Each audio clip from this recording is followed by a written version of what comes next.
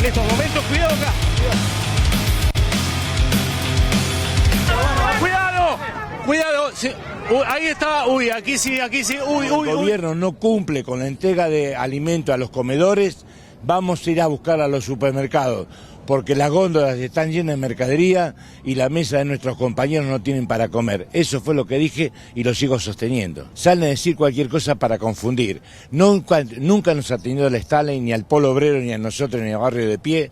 Jamás estuvimos sentados con ella. Sí estuvimos con un funcionario que llamado Regio, que mandó ella, pero jamás hemos pedido los 200.000 planes, bajo ningún punto de vista. La verdad que estamos conformes con lo que ha sucedido hoy y que haber logrado la media sanción por unanimidad. Me parece que esto que nosotros veníamos diciendo, que la cuestión del hambre no era una cuestión política electoral, sino que era una cuestión humanitaria, finalmente se terminó comprendiendo y se terminó llevando adelante esta sesión y logrando un resultado que pocas veces se logra en la Cámara de Diputados de la Nación, digamos, ¿no? Con una votación hecha casi por unanimidad. Lo que proponía es extender la emergencia alimentaria hasta el 2022.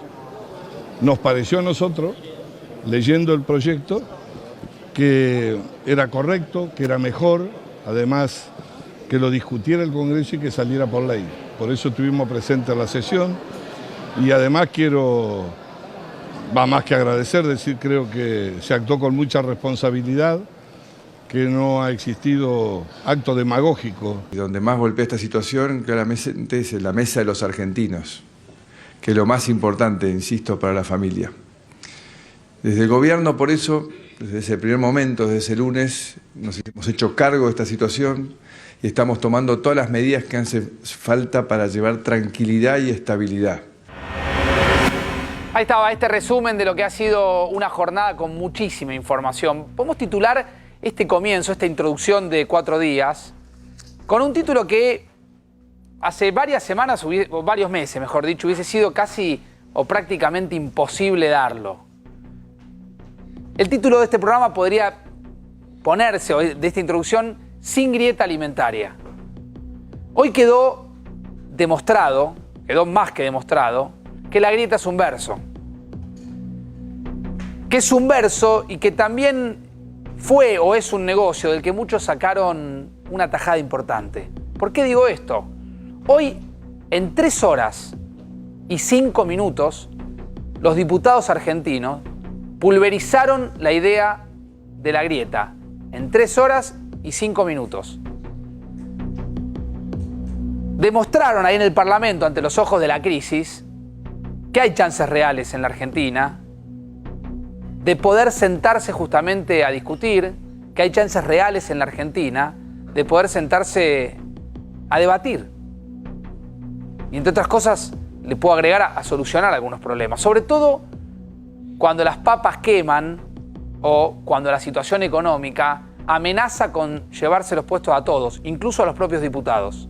Repito, 3 horas y 5 minutos. En 3 horas y 5 minutos demostraron o pulverizaron la idea de la grieta. Ese fue el tiempo que se necesitó en la Cámara de Diputados para aprobar la ley de emergencia alimentaria. Una ley exigida por los movimientos sociales. Mirá lo que sucedía. Gracias, Ariel. Cierre de debate. Resulta afirmativo. Queda levantada la conferencia. Corresponde votar en general el proyecto de ley despachado por la Honorable Cámara constituida en comisión. Sírvanse a identificarse, señores diputados.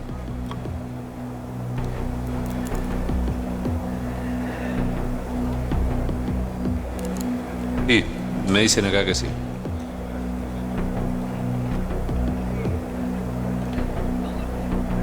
Bien, cerramos. 222 votos fueron afirmativos, no hubo votos negativos y hubo una abstención. Resulta afirmativo. Tratamiento en particular. Artículo... Tratamiento en particular, la imagen de Emilio Monzó.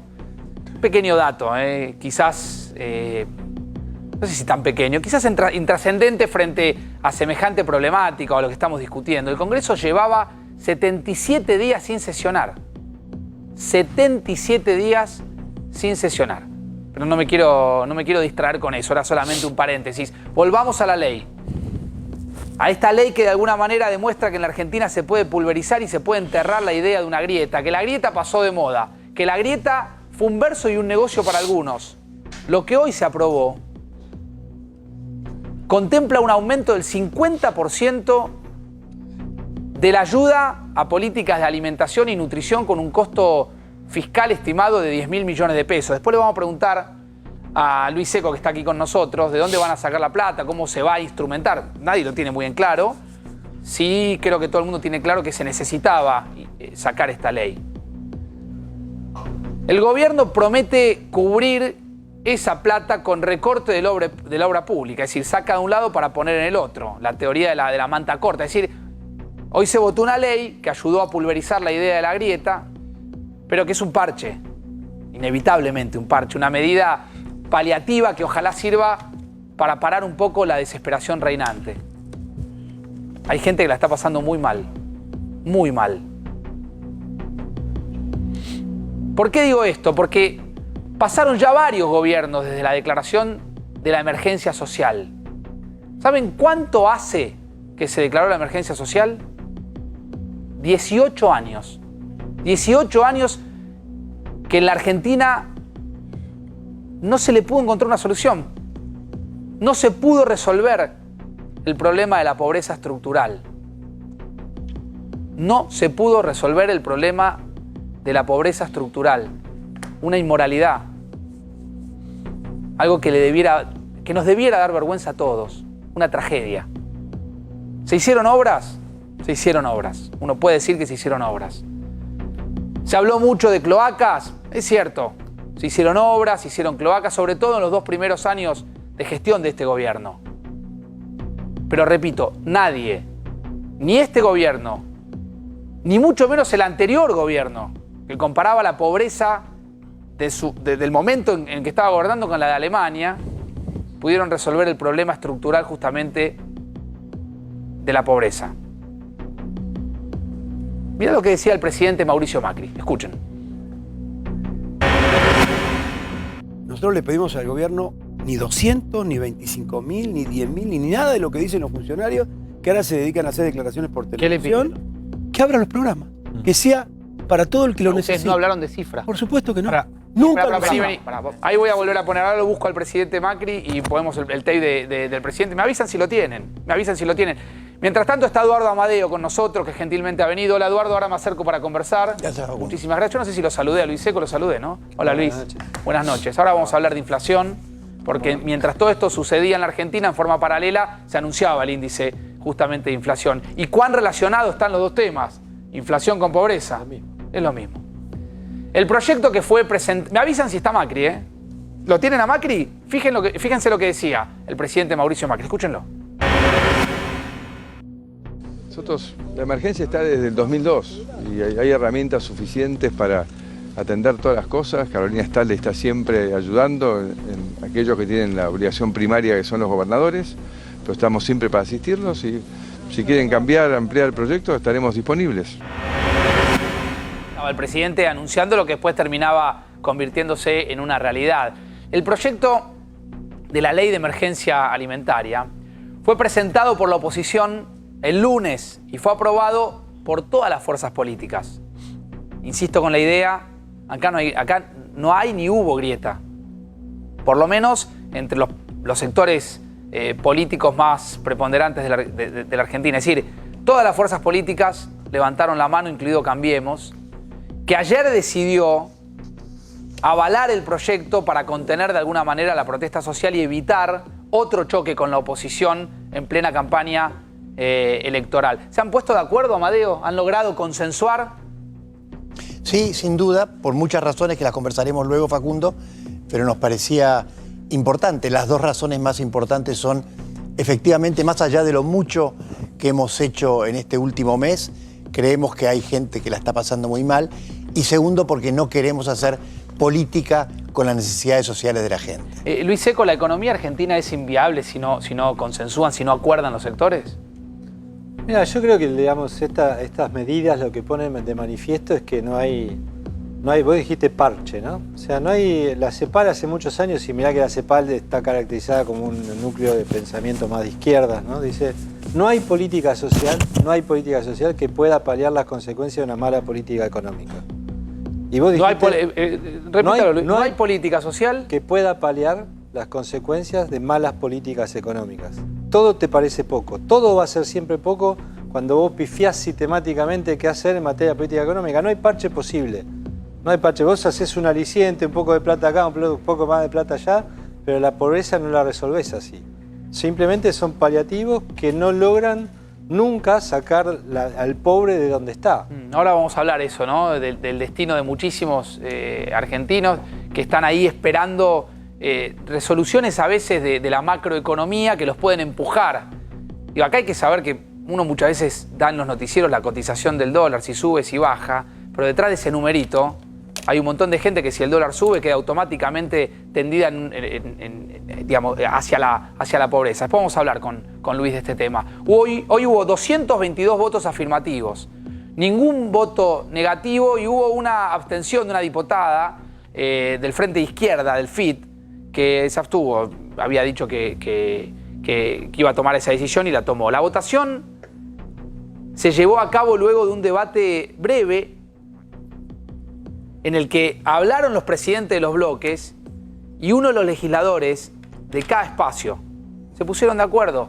La dinámica se acordó entre los diferentes sectores políticos. Por eso decía antes, o la grieta pasó de moda, o el miedo a que la situación económica se lleve a todos puestos, incluso a los propios políticos y a los propios diputados, hace que logren esto. Hasta lograron ponerse justamente de acuerdo. Ahora, una pregunta que nos podemos hacer esta noche, que vi que se repetía a lo largo del día. Quizás acá Hugo me puede dar una mano con esto. Con esta ley, ¿se terminaron los acampes? Uno se podría preguntar. Si querés te doy una respuesta. A ver, Hugo. No, de ninguna manera. Porque hay sectores que ya dijeron que van a extender el acampe y que están mandando una señal a quien fuere, en este caso, por supuesto, a los Fernández o a Alberto Fernández, que ellos tienen una lucha en la que reclaman una cantidad de planes que no está satisfecha de ningún modo con la ley de emergencia. Bueno, la respuesta la dio Hugo, la respuesta la podemos anticipar. La ley no para el acampe, la respuesta es que no para el acampe. Las organizaciones ya anunciaron que la semana que viene es factible que amplíen el tiempo de protesta y preanuncian un acampe de 72 horas. Para un minuto ahí. ¿Tiene lógica esto, Eduardo? Bueno, tiene la lógica para ellos que hacen política con las necesidades de la gente. Hoy día Alberto Fernández intentó frenar esto, pero él debe hacerse cargo del hecho de que estos grupos son básicamente de extracción kirchnerista, y creo nuestro objetivo principal, Facundo, es llegar a las elecciones en paz y que el presidente, sea Macri, sea Fernández, reciba un país en paz para poder retomar el camino de la estabilidad y el crecimiento. ¿Y la oposición quiere lo mismo? No estoy muy seguro, porque ahora que creen que pueden tener posibilidades de llegar al poder, están tratando de calmar las aguas. Pero durante todos estos últimos tiempos, literalmente nos han vuelto locos a nosotros como gobiernos y al pueblo en general con el acampe y la violencia en las calles como modo de hacer política. Ahora, Luis Seco, ¿la paz depende un poco de lo que quieran los políticos, de lo que puedan consensuar, o depende también de algunos factores económicos que ya a esta altura parecen incontrolables? No, yo creo que depende mucho de que, como dijiste vos muy bien hace un ratito, de que no siga la escalada inflacionaria, ¿no? Que este salto inflacionario que tuvimos en agosto y se va a repetir en septiembre y tal vez en octubre no continúe hacia nuevos peldaños, ¿no? Hacia tasas todavía más altas. Si no, la pobreza no hay forma de paliarla, y la crisis alimentaria y cualquier cosa que hagas en materia social no va a alcanzar. Ahora, una nota al pie, si querés después lo hablamos, pero esto de que la grieta se supera rápidamente o fácilmente, o este es un buen ejemplo, mirá, Facundo, cada vez que los diputados se ponen muy rápido de acuerdo cuando se trata de gastar más plata, digamos, ¿no? O sea, acá el problema es que hacemos un proyecto de ley en el cual hay más gasto y lo votan todos. Ahora, cuando hay que empezar a discutir, no hay más guita, los recursos son estos, ¿a quién le damos algo Claro. y a quién no le damos algo, ahí no hay ningún tipo ¿Qué de sector acuerdo. se hace cargo de las malas noticias? Entonces acá, claro, decir, bueno, vamos a aumentar el presupuesto y sí, se ponen todos rápido de acuerdo. Ahora, y hemos tenido ejemplos del gobierno de Cambiemos con proyectos de ley que se pudieron aprobar porque eran aumento del gasto para todos, sobre todo para las provincias, pero hubo otros proyectos que no se pudieron aprobar porque no había esa repartija de gasto. Entonces, cuidado que yo no sería tan optimista como está haciendo vos desde el punto de vista de que esto es un ejemplo de que la grieta se supera. Es fácil superarla cuando hay guita, cuando repartimos recursos. Cuando no la hay, yo no estoy tan ¿De seguro. dónde van a sacar la plata para poder ampliar esta? Hoy Sacan por hoy- de un lado y ponen en otro. Hoy como está planteada la cosa es más déficit, ¿no? O sea, Argentina ya, la idea de que iba a un superávit fiscal o un déficit cero este año está totalmente en el pasado, eso ya no es más. Así que ¿de dónde va a salir? Se va a financiar de alguna manera, no sé cómo, nadie sabe cómo. Eduardo, ¿ustedes dan buenas noticias cuando hay plata? ¿Cuando pueden repartir plata o agregar de alguna manera al gasto público? Nosotros hemos votado este año un presupuesto con un déficit francamente bajo. No nos hemos dedicado solamente a malgastar el dinero, por el contrario, el presupuesto de este año, que luego sufrió otros impactos por culpa de los problemas con el dólar, es un ejemplo de responsabilidad que hemos seguido a lo largo del año. No, perdón. El impacto que sufrió el presupuesto es positivo, porque vos tuviste una inflación mucho más alta, recaudaste mucho más dinero del que pensabas y se gastó igual y se gastó más que eso todavía. Entonces no es tan así, Eduardo. Yo estoy hablando del inicio, el presupuesto que votamos en diciembre del año pasado para este año fue un ejemplo de responsabilidad. Y esto fue... O sea, una cosa es el proyecto que votás y después la ejecución del presupuesto. Seguro. Y después ahora tenés que ponerte a discutir otro presupuesto, entonces uno dice, bueno, mira, la verdad que van a pasar tantas cosas que le ponemos cualquier cosa porque da lo mismo. Entonces hay que ser muy coherentes. Me parece que lo que ha demostrado la política, y no es responsabilidad de este gobierno, ni de la oposición, la ni de clase la política, es que es muy fácil ponerla de acuerdo cuando gasta. Cuando tiene que repartir de los costos y demás, decir quién tiene y quién no tiene, ahí se complica Por todo. eso es que le hemos oído a Mauricio Macri varias veces decir que la causa principal de este drama argentino que mencionábamos al principio, que es la persistencia de la pobreza, tiene una causa, que es la inestabilidad macroeconómica permanente debida a los déficits fiscales que generan inflación y que no se pueden parar. Este planteo, el presidente Macri lo definió como uno de los ejes de su política y se reflejó el año pasado en el presupuesto que votamos, que luego sufrió las consecuencias de la inestabilidad macroeconómica. Ahora, vuelvo con esta pregunta. Si ya hay ley de emergencia alimentaria, es decir, si ya la emergencia alimentaria se convirtió en ley, por lo menos en diputados, ¿qué es lo que reclaman las organizaciones sociales que van, o que preanunciaron, o que anunciaron que va a haber 72 horas más de acampe? Hoy temprano hablé con Eduardo Beliboni, el líder piquetero, el líder del Partido Obrero, y me explicó que ellos quieren un poco lo que marcaba Hugo recién, que se abra el registro de asistidos, que se amplíe el registro de asistidos. Entonces yo le dije, si va a haber más plata, es obvio que se va a ampliar. Bueno, las organizaciones sociales no están tan seguras de que se vayan a incluir a más personas en situación vulnerable. Que lo explique Beliboni. Lo decía de esta manera, escúchenlo. Nosotros le pedimos al gobierno ni 200, ni 25.000, ni 10.000, ni nada de lo que dicen los funcionarios que ahora se dedican a hacer declaraciones por televisión. Que abran los programas. Que sea para todo el que lo necesite. Ustedes no hablaron de cifras. Por supuesto que no. Nunca lo hicimos. Pará. Sí, otros hablaron de cifras. Sí. Y todo el mundo habla de cifras. Otras organizaciones sí hablaron de cifras. ¿Cuánta gente tienen ustedes? Y acordan. En el pueblo nosotros obrero. no tenemos gente. Nosotros hay asambleas. No, dice usted, ¿cuánta gente tienen ustedes? Yo no tengo a nadie. Tenemos asambleas en los barrios donde hay más de 20.000 personas, de las cuales hay 15.000 que no tienen ninguna asistencia del Estado. Ninguna. De ningún tipo. 20.000. Entonces, no estamos pidiendo 20.000. Y pero usted dijo 20.000. Usted me dice cuánto pido o cuánta gente hay.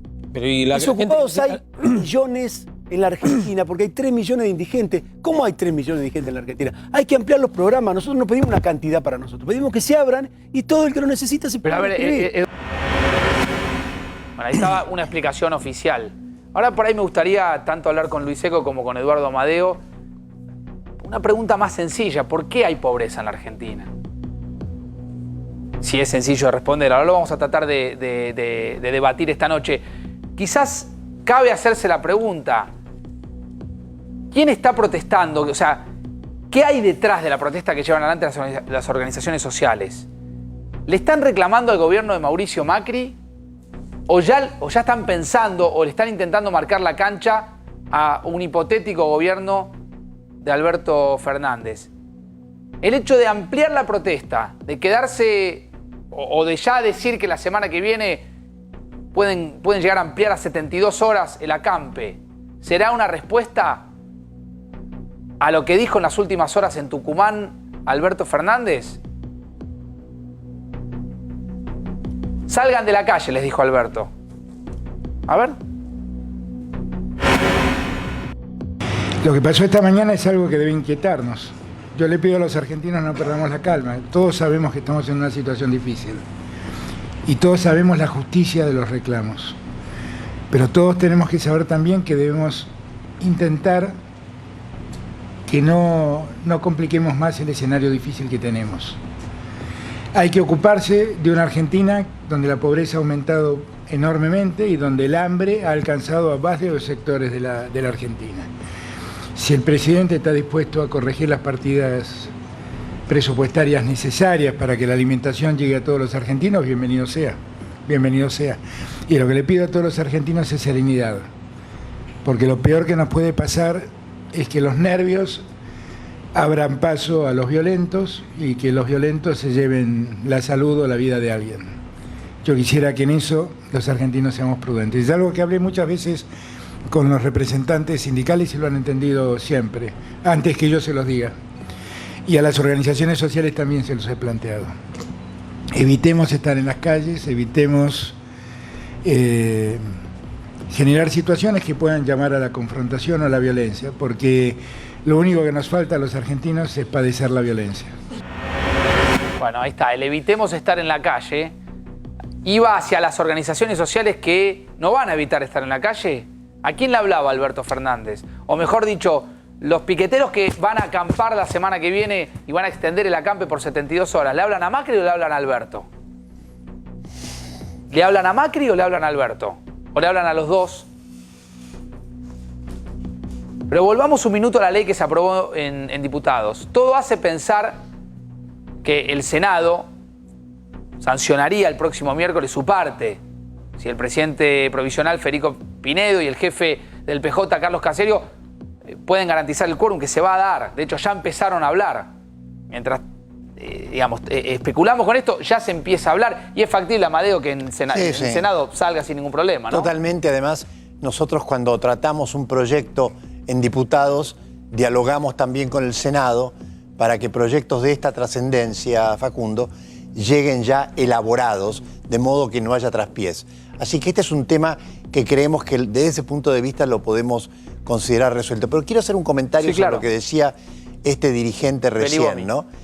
La sociedad argentina es mucho más amplia que las personas que él representa. Existen los monotributistas, existen los sectores medios que están bajo una situación de fuerte presión fiscal, y a todos ellos nosotros le hemos dado una cantidad de cambios, no iba a decir beneficios, pero no me gusta la palabra, en las últimas 2 semanas para aliviar la presión fiscal, la modificación en el monotributo, el aumento en el salario mínimo, etcétera, etcétera. Y nosotros tenemos que mantener este equilibrio, porque la clase media que nos está mirando realmente la ha pasado complicada. Hemos frenado el aumento a los combustibles, hemos dilatado el aumento de las tarifas. Entonces, lo que esta gente tiene que entender es que ellos no representan a toda la sociedad. Ahora, Eduardo, ¿por qué siguen en la calle? Porque es parte de su concepción de la política. Su concepción de la política es: yo ocupo el espacio público, me importa un cuerno lo que le pase a los demás, porque es la manera de hacerme escuchar. Y con esto creo que le voy a meter presión al sistema. Ellos no creen en el funcionamiento de la democracia por la vía del Congreso, etc. Y eso es lo que nos diferencia profundamente a nosotros desde Cambiemos respecto de la mirada que ellos tienen de la política.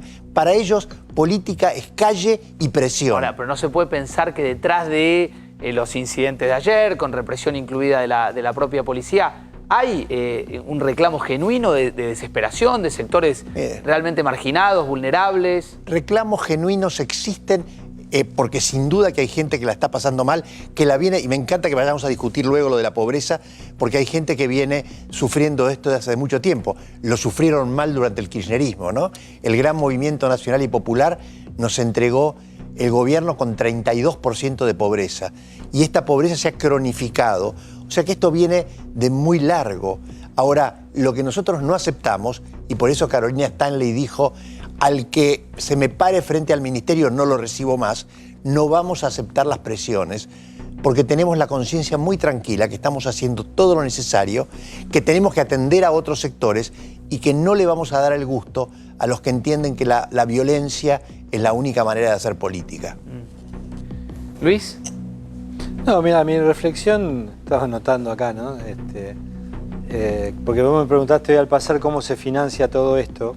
Y la verdad que no es ¿De dónde va a salir la plata? Porque estamos hablando de la ampliación de partidas públicas. Y acaba, el diputado Amadeo acaba de hacer una buena lista de un montón de otras medidas que se tomaron, que evidentemente tienden a paliar la situación esta extrema de urgencia que tenemos todos los argentinos, o muchos argentinos, no hace falta que me incluya, digamos, pero sí muchos argentinos.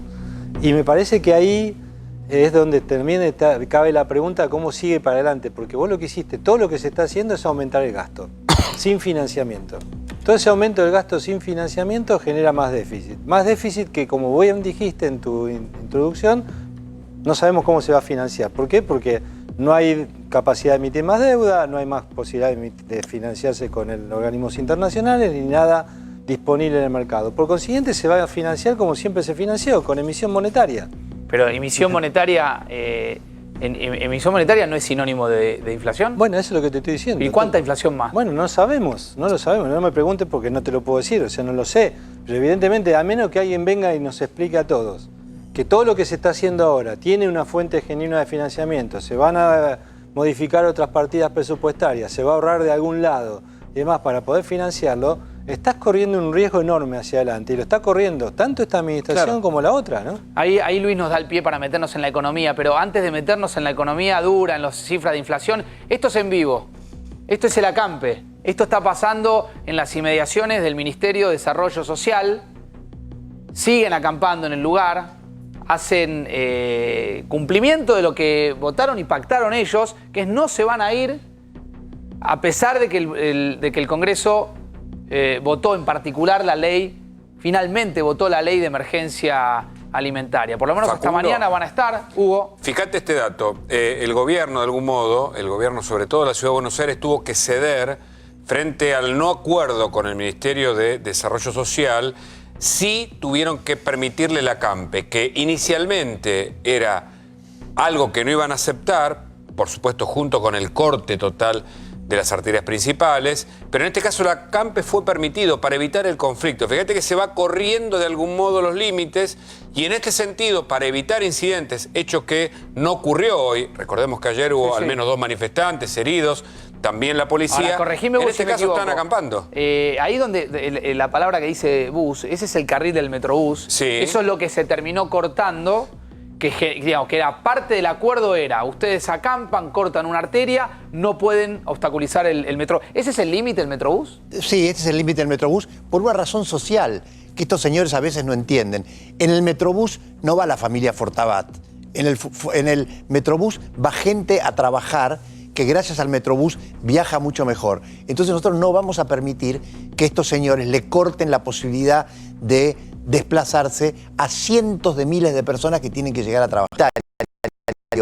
Estos señores son muy impactantes, ellos quieren mostrar que son más de lo que son, pero ellos no son la sociedad argentina, como les decía antes recién. La sociedad argentina son los monotributistas, son la gente que está, los comerciantes que están vendiendo poco, y nosotros no vamos a dejarnos correr por estos señores, cuyo único objetivo en la vida es la violencia. A ver, Ceci. Pero usted dice, no son la sociedad argentina, pero son parte de la sociedad argentina y lógicamente también tienen derecho. Tienen todo el derecho del mundo. Están en una situación bastante angustiante. No, sí, ellos son una parte minoritaria de la sociedad argentina. Pero tienen derecho a manifestarse también. Pero tener derecho es respetar también el derecho del otro. Por supuesto. Entonces, tener derecho para ellos es que nosotros no tengamos derechos. Tener derechos para ellos es que el laburante que toma el Metrobús de Constitución no pueda viajar, y no se lo vamos a permitir. ¿Usted cree, Amadeo, que estos sectores están movilizados con una idea de producir algún tipo de conflicto? Absolutamente. Vuelvo sobre un comentario que se hacía antes y tiene que ver con las cuestiones que decía Luis, que me parecen muy interesantes. Cierto es, Luis, que nosotros tenemos un camino finito, porque tenemos que mantener dentro de lo posible el mayor equilibrio macroeconómico, pero además tenemos que llegar al 27 de octubre y al 10 de diciembre con una sociedad en paz que permita que el próximo presidente, que yo espero que sea Mauricio Macri, pueda retomar un camino de ordenamiento macro. Es finito el camino, pero estamos decididos a llevarlo adelante. Amadeo, hay algunos sectores del gobierno que retomaron el optimismo. Sí, claro. Marcos Peña, que el otro día participó de la reunión de gabinete ampliado de Rodríguez Larreta y según trascendió le fue a explicar por qué cree Marcos Peña que Alberto Fernández va a sacar menos del 45% o 45% y eso le daría la posibilidad de ir a un balotaje. ¿Usted está dentro de los optimistas? Yo estoy dentro de los optimistas, lo estoy viendo, creo que el humor social va a empezar a cambiar. Mucha gente que cometió el error, digamos, de no ir a votar, de votar a terceros, de votarlo a Fernández para mandarnos una señal a nosotros, al ver esta realidad, al ver un frente kirchnerista o frente para todos que no tiene propuestas, que no tiene soluciones, etcétera, lo están repensando y nosotros lo captamos de nuestros militantes. Cuando nuestra gente va a hablar con los ciudadanos para poner la cara, estamos recibiendo el mensaje. Ahora, Luis, ¿podría ser el gobierno de Macri, el que ya demostró que no pudo con la economía, quien saque la economía adelante en un segundo mandato? Yo creo que puede ser cualquier gobierno siempre y cuando haga la tarea difícil, ¿no? A mí me parece que lamentablemente llegamos a una situación, ¿viste las películas estas que dicen no negociamos con terroristas? O la vieja recomendación, no negociemos con extorsionadores. Bueno, esta gente, digamos, muchas tienen los mismos comportamientos, ¿no? Ahora, si vos desde el vamos, si yo me retrotraigo a los primeros piquetes, no hace falta ir a este gobierno, voy a De la Rúa si querés. Sí, aquellos piquetes de Neuquén, los de Tartagal, eso se arreglaron con guita, ya nos olvidamos porque hace tanto tiempo, todos se arreglaron con guita. Si vos todo lo arreglás con plata, cada vez tenés que arreglarlo más con plata, y cada vez lo arreglás más con plata, y cada vez con más plata, y cada vez está el Estado más fundido.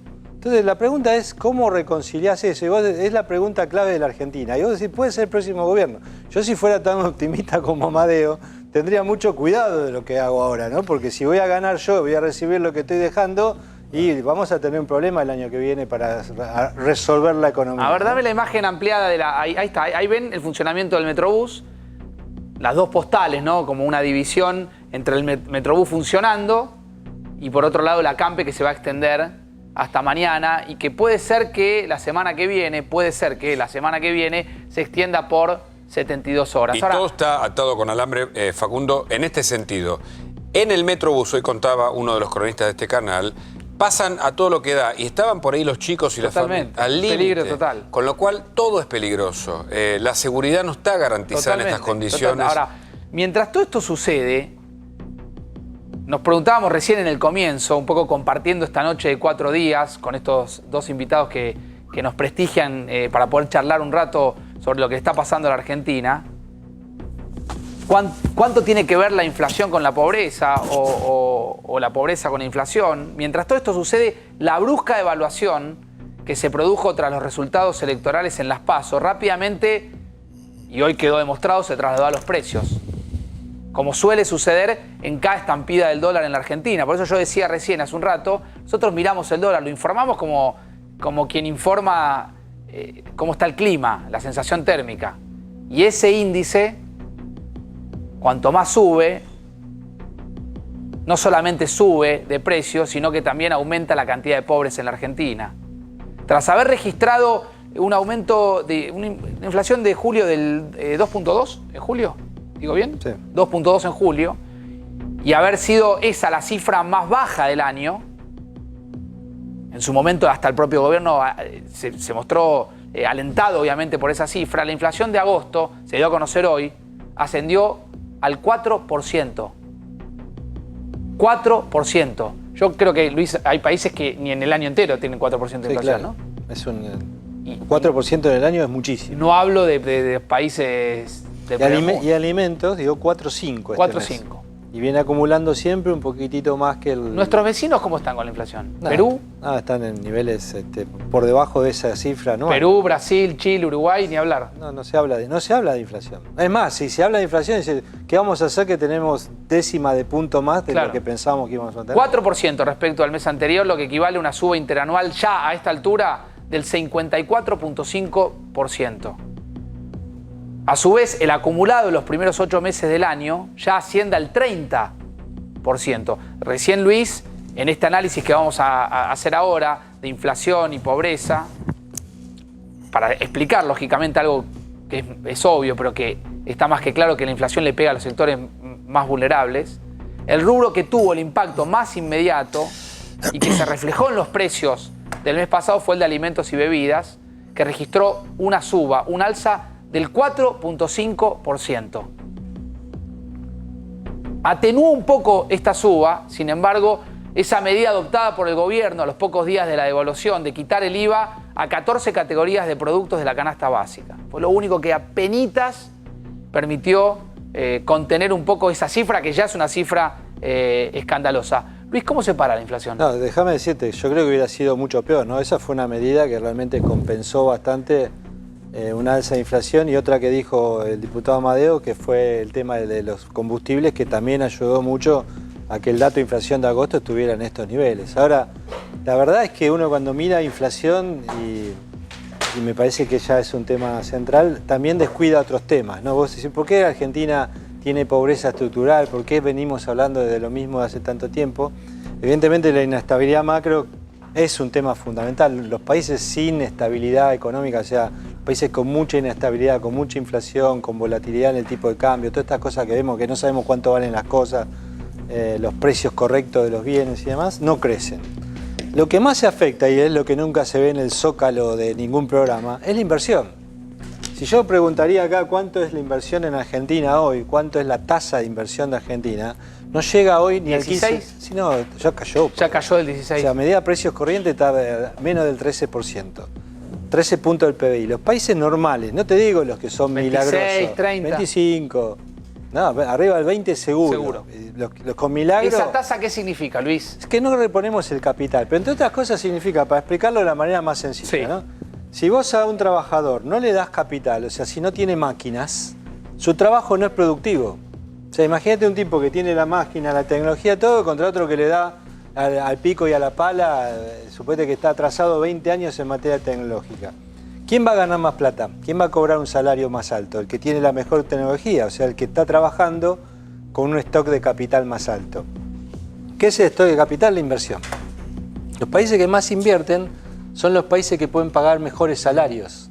Vos cuando mirás los datos de pobreza y ves cuánto es el salario mínimo, y estamos hablando del salario registrado, porque aparte tenés que los salarios de la parte no registrada, que son aún más bajos, ¿no?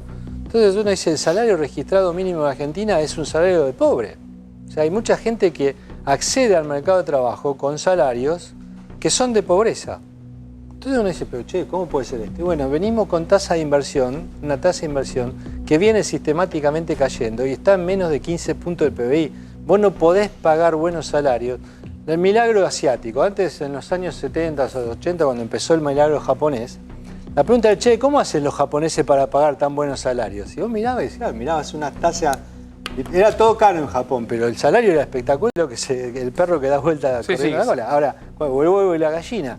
Ahora, la verdad es que no hablamos de los temas relevantes nunca. O sea, los debates estos sobre qué sectores se van a desarrollar, cuál va a ser la tasa de inversión, cómo seducimos la inversión.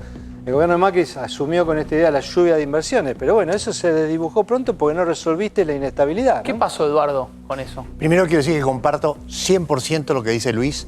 Esta relación, y también comparto, y es muy importante, y perdón que me repito, que es cierto que en un sentido la inflación genera pobreza, pero la pobreza estructural, aquella que dura durante mucho tiempo, tiene que ver con la falta de trabajo bien remunerado. Y esta idea de que la diferencia entre un señor que anda con una escoba y un señor que tiene una máquina es el trabajo bien remunerado. El tema de las inversiones comenzó a funcionar durante un tiempo. Los primeros tiempos fueron difíciles. El primer trimestre del año pasado la inversión levantó. hasta que tuvimos este problema terrible de la sequía y la crisis internacional que nos desarmó. Pero quisiera agregar a lo que dice Luis, que yo estoy convencido que Mauricio Macri, cuando asuma el poder el 10 de diciembre, va a volver a insistir sobre esta agenda y le va a decir a una oposición que ahora esperemos que esté más unida que lo que estuvo hasta hace poco, porque en el Congreso nos costaba mucho acordar con una oposición dividida, que nos pongamos de acuerdo sobre estos temas. O sea, la centralidad de la inversión, la estabilidad macroeconómica, etcétera, para dar vuelta a esta taba dramática que hemos tenido. Ahora, Eduardo, ¿hace cuánto que hace política? Muchos años. No me pregunte porque... No le pregunto, va a preguntar sé mi que edad. es coqueto, no es para preguntarle su edad. Pero yo quiero plantear esto. La Argentina no hace mucho tiempo tenía índices de pobreza bajísimos. Si uno registra índice de pobreza del 73, 74, previo al golpe, uno encuentra índice de pobreza de 3 y pico, 4, llegaba al 4%. Entonces, la pregunta es, ¿qué pasó como para que hoy vos tengas, seguramente cerrará el gobierno Macri más acercándose a los 40 que a los 30 o 35, supongamos? Digo, ¿qué pasó? Y un poco robándole a Vargas Llosa, que lo usa para el Perú, que dice ¿cuándo se empezó a joder el Perú? La pregunta es ¿cuándo se empezó a joder la Argentina? Que vos tenés 4 de cada 10 argentinos o 3 y pico de cada 10 argentinos que son pobres. Yo creo que fecharlo es difícil porque es un proceso ya de largo aliento, ¿no? Es como que es una decadencia de larga data y ponerle una fecha. Además, si lo querés hacer, yo he intentado hacerlo, muchos economistas han intentado hacerlo. Y no es fácil hacerlo. Y tenés puntos en el 30, en el 40, en la mitad de la década del 70, son como puntos de quiebre de la Argentina, sobre todo cuando lo comparás con otros países parecidos, ¿no? Más que cuándo se jodió, la pregunta era cuándo se divorció la Argentina del resto del mundo, y ahí depende a qué llame el resto del mundo, los vecinos, los países de crecimiento acelerado y demás. O los países grandes como fuimos la Argentina a fines del siglo XIX. Marco los primeros años de la década del 70 porque... Es lo que por ahí más cercano. No, claro, porque es porque te das vuelta y mirás para atrás y porque por ahí tu viejo te puede contar. Yo nací en el 79, pero por ahí... Pero ahí fue cuando empezó la inestabilidad. Si vos mirás cuando ves la profunda inestabilidad macro de Argentina, arranca en los 70, ¿no? Sí, ahora, también había un modelo 60, agroexportador que comenzó en la generación del 80 y también se extiende con un mercado externo que pide alimentos y que Argentina, con poco valor agregado, tiene ingresos por exportación. Y me parece que esa curva también, sin ser... No vayamos por ahí, sin ir muy a lo técnico respecto a lo que decís, porque es muy importante. El gran problema es que Argentina, cuando se industrializa o cuando intenta industrializarse, porque era hacia donde iba el mundo, ¿no? El mundo que se desarrollaba era un mundo que se industrializaba, generamos un sector industrial que demanda mucha divisa. O sea, es un sector industrial que genera déficit. O sea, si vos mirás los componentes de la balanza comercial argentina, tenés un sector recontra superavitario, que es el sector agroexportador, y un sector recontra deficitario, que es el sector industrial. Cada vez que se produce una restricción de divisas, el sector industrial tiene que hacer el ajuste. ¿Qué es lo que estamos viviendo ahora? Digamos, porque lo que hay es una restricción externa, no hay dólares. Entonces, como no hay dólares, lo que no podés hacer es que el sector que los necesita, porque importa mucho, pueda seguir creciendo. Entonces, cada vez que nos pasaba eso, venían estas crisis del sector externo asociadas a una crisis del sector industrial, que a su vez está asociado, como el sector industrial está localizado, tiene patas, digamos, geográficamente, está localizado cerca de los grandes centros urbanos, te genera todo el lío que se genera en las afueras, en los conurbanos de Gran Rosario, Gran Córdoba, Gran La Plata. Y pienso, Luis, con lo Aires. que usted está explicando, que quizás más en términos políticos, y siempre cuando hay crisis se golpea contra el sector industrial, también ahí uno puede encontrar la explicación política de la persistencia de gobiernos populares, peronistas, de por qué persiste tanto. Porque uno agarra las 3 banderas del peronismo y rápidamente te las aplican pero vos lo podés leer mal a eso, no te digo que lo diga que el peronismo en alguna época se lo leyó muy mal, porque decía, bueno, si tenemos este problema, cerremos la economía, no compitamos, vivir con lo nuestro, hagamos que el sector industrial sustituya importaciones, que es lo que no hay que hacer. Lo que hay que hacer es que ese sector salga, compita, genere dólares, como se logró hacer con el sector industrial, que está cerca de la ventaja competitiva, que es el que produce alimentos, ir buscando otros sectores que puedan hacer lo mismo. Ahora, pero alguna vez funcionó el modelo de sustitución de importaciones. Bueno, podemos discutirlo toda la noche, eso, digamos, ¿no? Mirá, yo tengo un mito en este sentido, ya que nos metimos en un tema... No entremos en mitos, porque pero te cuento, el mito de los 90. ¿El mito de los 90 cuál es? Contestámelo rápido, que volaron las IMPO. Sí. Que Argentina se destruyó por culpa de las importaciones. Eso es mentira. Nunca crecieron tanto las exportaciones como en los 90. Jamás en la Argentina crecieron tanto las exportaciones como en los 90. El coeficiente de Expo sobre PBI nunca creció tanto. A ver, Eduardo. Ahora, quiero introducir un elemento positivo, ¿no? Porque una de las cosas que más me duele, si ustedes quieren, es que estos problemas que hemos tenido en el último año han tapado muchas de las cosas positivas que han pasado en la Argentina. En la Argentina, digo, esta famosa nos conectamos con el mundo, 1.600 millones de dólares potenciales de exportaciones de harina a soja. Estamos vendiendo productos al Medio Oriente como nunca.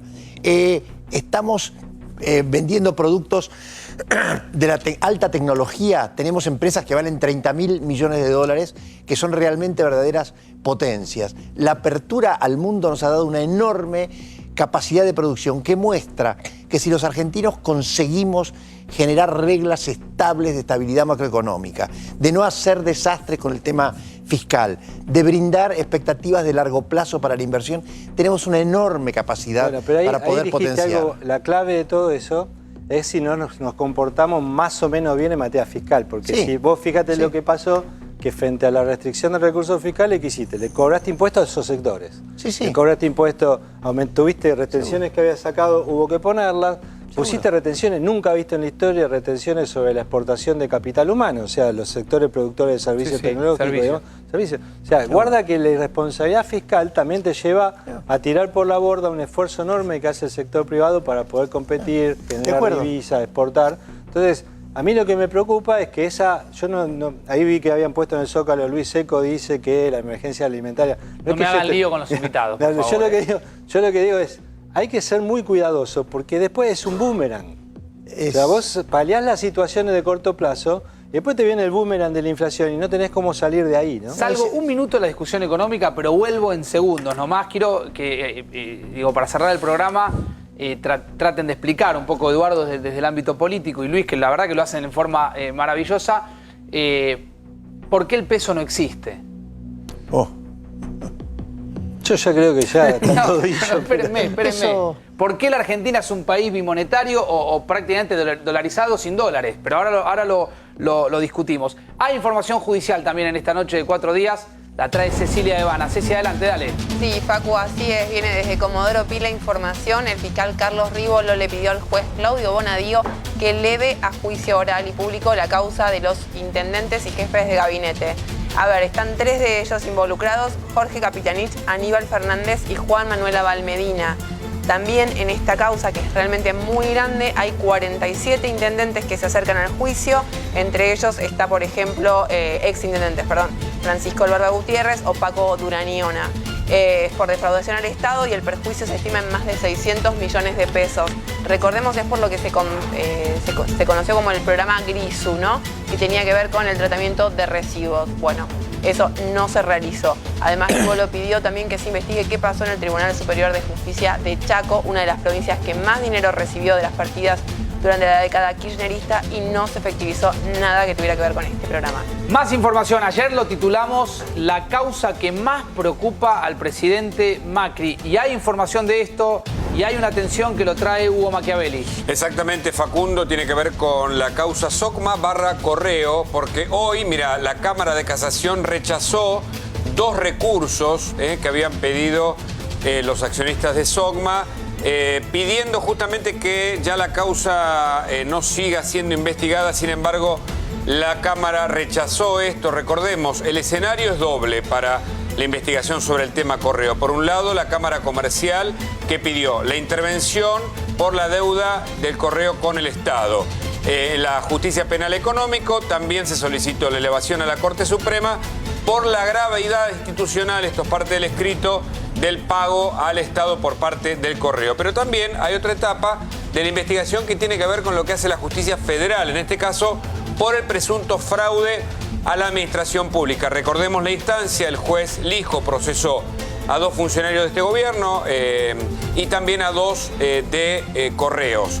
A partir de ahí, la Cámara avaló esa instancia, esos procesamientos, y le pidió al juez que inicie una pericia contable. Así que se unen las causas por la cuestión del pago económico. Es una de las investigaciones que más preocupan a este gobierno, pero te diría, Facundo, que las causas avanzan. De Comodoro Pi no está detenido en la justicia, y esa es la ansiedad y te diría la expectativa, que más allá de lo que pueda pasar a nivel electoral, las causas que comenzaron puedan seguir su curso. Bien, y Ceci tiene más, atención, porque se habló mucho durante todo el día de Florencia Kirchner.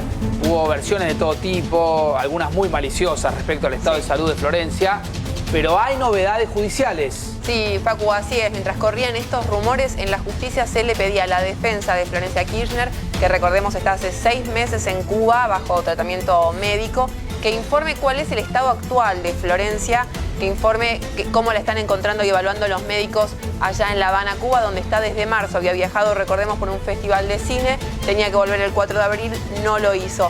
Hay muchas reservas sobre lo que era su primer informe de salud, que ya fue evaluado por médicos del Cuerpo Médico Forense de la Corte Suprema.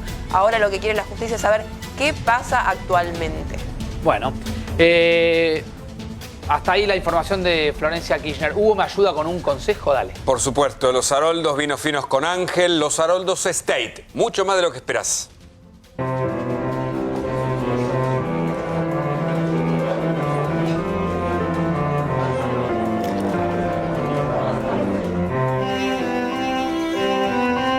Los Haroldos Estate, mucho más de lo que esperás. Bueno, a ver cuándo empezamos a regalar algún vino para los invitados. Bueno, ¿no? es verdad. Acá sí gritan acá atrás. No, para los invitados. Hice una pregunta, a ver, Luis y Eduardo, ¿por qué el peso no tiene peso? ¿No? Por hacer un juego de palabras. ¿Por qué nunca la Argentina ha podido consolidar una moneda? Yo creo que hemos venido, digamos, desde mucho tiempo atrás, estafando recurrentemente a aquel que ha decidido tener peso. La estafa es la devaluación. La estafa ha sido en otros periodos de tiempo básicamente la no libre disponibilidad de pesos en el sistema financiero. O sea, hemos tenido ejercicios recurrentes de estafa a aquellos que han decidido confiar en la propia moneda. Y esa estafa ha tenido siempre la misma raíz, que ha sido la raíz fiscal, ¿no? Entonces, cuando un país tiene un comportamiento fiscal como el que ha tenido la Argentina y subordinado en la autoridad monetaria a la autoridad fiscal, o sea, la autoridad política, al Banco Central totalmente subordinado a la autoridad política, no tenés moneda, ¿no? ¿Y es factible dolarizar la economía? Mira, es un debate que hemos tenido ya, tenemos recurrentemente cuando enfrentamos estos periodos. Antes del 2001-2002 se debatió bastante, ¿no? Durante la presidencia de Pedro Pou en el Banco Central había reuniones sistemáticas dentro del Banco Central con economistas, discutíamos si valía la pena dolarizar o no.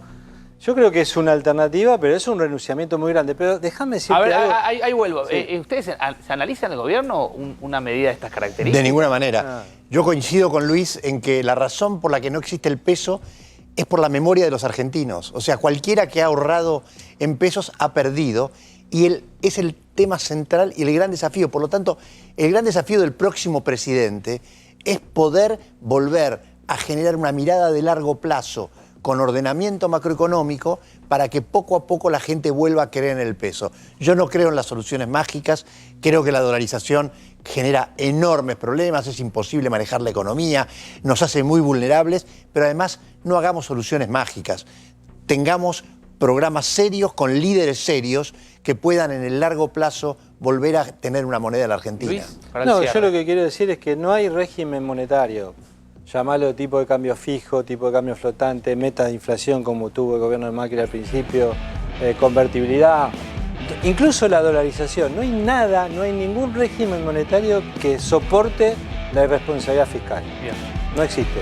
Eduardo, muchas gracias. La próxima vez con vino. Por supuesto, por lo menos que se lleven algo de regalo. Va a estar divertido. Gracias, Eduardo. Luis, un placer, muy claro. Chicos, gracias. Un gusto. Buen fin de para todos. Mañana iba a decir, mañana no.